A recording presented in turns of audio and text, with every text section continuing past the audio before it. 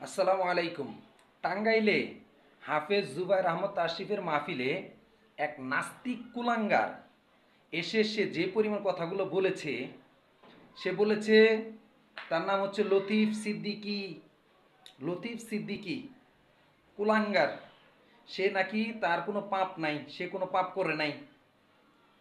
যেখানে আমাদের নবী তাহাজ্জুদের নামাজ পড়ে আল্লাহর কাছে সেজদায় রত, নিজের জন্য কান্না করতেন, সকলের জন্য কান্না করতেন, আল্লাহ আমার জানে কখন গুনাহ হয়ে যায়।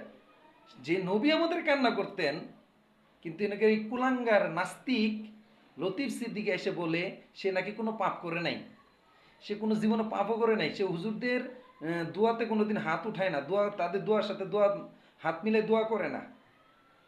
এইসব নাস্তিকরা, এরা নাস্তিক হচ্ছে মানে শেখ হাসিনার যে অবৈধ সন্তান যারা ছিল তাদের মধ্যেও একজন। তো সকলের কাছে অনুরোধ করে বলছি, এসব নাস্তিকদেরকে কি যে করা উচিত সেটা আপনারাই বলে যান।